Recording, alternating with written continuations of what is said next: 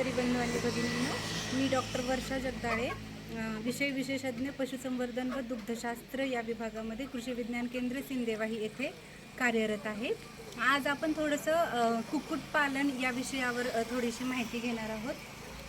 तर कुक्कुटपालन करत असताना कुठल्या गोष्टींना महत्त्व दिलं गेलं पाहिजे किंवा कुठल्या गोष्टी जास्त चांगल्या प्रकारे लक्षात घेतल्या पाहिजेत याबद्दल आज आपण थोडंसं जाणून घेऊयात.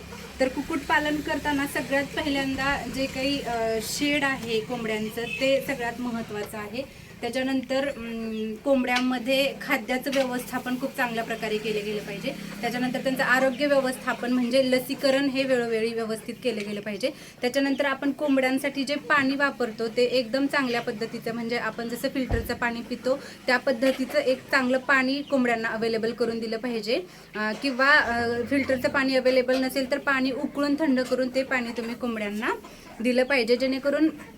आणि बाजारपेठ कशी अवेलेबल आहे म्हणजे तुम्ही मांसासाठी कोंबड्या वापरणार आहात म्हणजे मांसासाठी बाजारपेठ आहे जास्त की अंड्यांसाठी बाजारपेठ अवेलेबल आहे, याच्यानुसार तुम्ही मग त्याच्या ब्रीड्स आहेत कोंबड्यांच्या वेगवेगळ्या, म्हणजे जसे की तुम्ही अंड्यांसाठी म्हणत असाल तर कावेरी आहे, सोनाली आहे किंवा अजून काही व्हाईट लेघॉर्न वगैरे ह्या ज्या ब्रीड्स किंवा व्हाईट लेघॉर्न आहे ती अंड्यांसाठी फेमस असलेली ब्रीड आहे. परंतु जर कावेरी, ग्रामप्रिया, वनराज, त्याच्यानंतर सोनाली ह्या ज्या ब्रीड्स आहेत त्या अंड्यांसाठी आणि मांसासाठी पण वापरल्या जातात, पण जर अंड्यांसाठी स्पेसिफिक घ्यायचे असेल तर तुम्हाला ह्या जाती तुम्ही वापरू शकता. आता ह्याच्यानंतर आपण जर बघाल तर कोंबड्यांमध्ये ह्या ज्या कोंबड्या आहेत ते यांचं वय जवळपास 2 महिने यांना कंप्लीट झालेले आहेत. आता जनरली जर आपण बघायला गेलं तर कोंबड्यांच्या घरामध्ये हवा ही नेहमी खेळती असावी. थंड किंवा गरम हवेचा झोत सरळ त्यांच्या अंगावर येऊ देऊ नये. कोंबड्यांना नेहमी स्वच्छ पाणी द्यावे. अंडी देणाऱ्या कोंबड्यांना जवळपास 16 तास प्रकाश दिला गेला पाहिजे.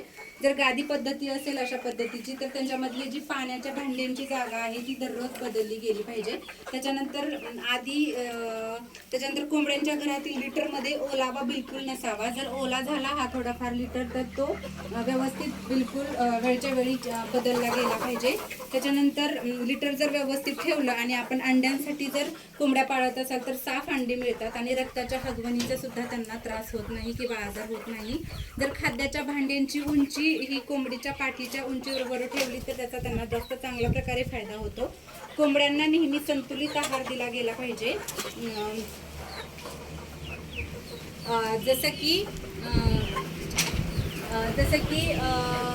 कोंबड्यांच्या आहारामध्ये जर आपण पाहिलं तर त्यांच्यामध्ये जर सपोज तुम्ही मांसासाठी कोंबड्या वापरत असाल तर त्यांच्यामध्ये बाजारामध्ये प्री स्टार्टर, स्टार्टर आणि फिनिशर या नावाने खाद्य उपलब्ध आहे, ज्याच्यामध्ये की प्रथिने आणि ऊर्जेची जास्त प्रमाणामध्ये कंटेंट असून त्याचा कोंबड्यांना चांगल्या प्रकारे फायदा होतो. आणि ते जर तुम्ही अंड्यांसाठी कोंबड्या वापरत असाल किंवा रेअर करत असाल तर त्यांच्यामध्ये चिक मॅश, ग्रोअर स्मॅश आणि लेयर स्मॅश अशा पद्धतीचं खाद्य बाजारामध्ये अवेलेबल आहे. त्याचा तुम्ही कोंबड्यांच्या खाद्य व्यवस्थापनामध्ये त्याचा खूप चांगल्या प्रकारे वापर करू शकता.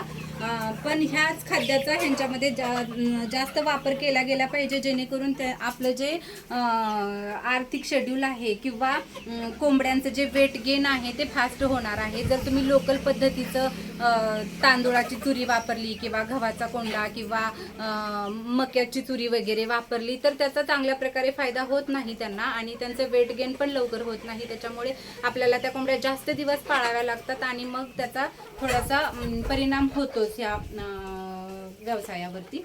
त्याच्यानंतर जर तुम्ही बघाल तर कोंबड्यांमध्ये लसीकरण हे खूप व्यवस्थित केलं गेलं पाहिजे. लसीकरण करत असताना पहिली जी लस आहे ती मॅरेक्स या रोगाविरुद्धची लस आहे ती जनरली हॅचरीमध्येच कोंबड्यांना दिली जाते. ती 1 दिवसाच्या पिल्लांना दिली जाते. ती मांसामध्ये किंवा पाण्यातून दिली जाते त्यांना.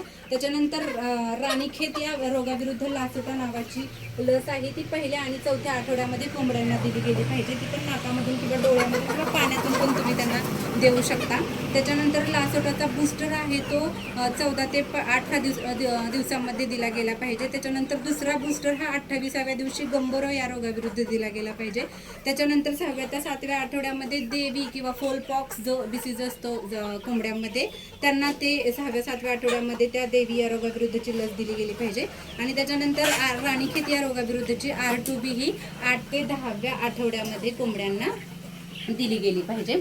त्याच्यानंतर बाजारपेठ कशी अवेलेबल आहे याचा पण थोडासा विचार केला गेला पाहिजे. म्हणजे जर मी सुरुवातीला सांगितलं त्याप्रमाणे मांसासाठी जर जास्त मागणी असेल तर तुम्ही मांसासाठी ज्या ब्रॉयलर कोंबड्या आहेत त्यांचा चांगल्या प्रकारे, किंवा ह्या ज्या गावरांमध्ये ज्या मोडतात, कावेरी असेल, सोनाली असेल, ग्रामप्रिया असेल, वनराज असेल, गिरिराज, यांचा पण खूप चांगल्या प्रकारे वापर करू शकता.